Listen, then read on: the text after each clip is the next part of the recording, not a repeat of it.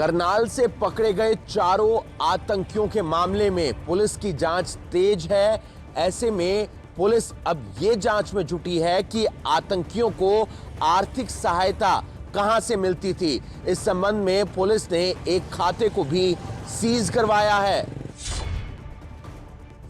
करनाल के बस्तारा टोल से पकड़े गए 4 आतंकियों के मामले में अब तक कई खुलासे हो चुके हैं। एक के बाद एक नया खुलासा पुलिस जांच में सामने आ रहा है। पुलिस पता लगा रही है कि आतंकियों को कहां से आर्थिक सहायता मिलती थी।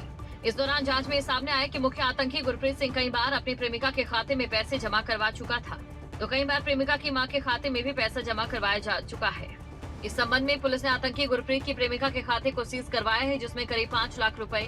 जांच में ये सब बातें सामने आई है कि इन आतंकियों को बारूद के साथ साथ कुछ नशीला पदार्थ भी सप्लाई होता था, जिसे बेचकर आतंकी पैसा लेते थे।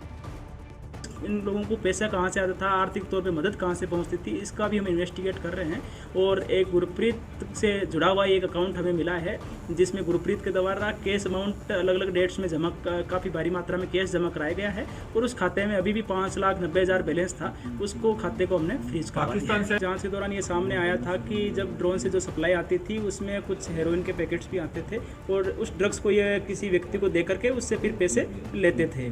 तो जो व्यक्ति है जो एक्चुअल में ड्रग्स लेके जाता था, उसको भी हम आइडेंटिफाई करने की कोशिश कर रहे हैं, और साथ में ही उससे जो पैसा आ रहा था उसको भी ये अकाउंट में जमा करवा रहा है।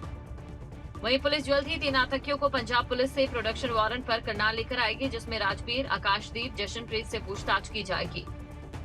अभी 3 आरोपी राजवीर, जशन और आकाशदीप, जो कि पंजाब पुलिस ने गिरफ्तार किए थे, उनसे हम संपर्क में। अभी वो वहाँ पर पुलिस रिमांड पे चल रहे हैं। जैसे ही पुलिस रिमांड उनका खत्म हो जाएगा, हम भी प्रोडक्शन वारंट पे उनको इस मुकदमे में शामिल जांच करेंगे। गौरतलब है कि बस्तारा टोल प्लाजा पर 5 मई को 4 आरोपी करनाल पुलिस ने गिरफ्तार किए थे। उनकी इनोवा गाड़ी से तलाशी के दौरान हथियार और बारूद बरामद किए थे। इस संबंध में थाना मधुबन पुलिस में केस दर्ज कर चारों आरोपियों को रिमांड पर लिया गया।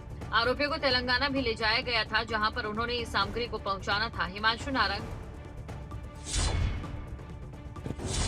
इन आतंकियों से कई राज खुल चुके हैं। पुलिस इन आतंकियों से कुछ और राज उगलवाना चाहती है।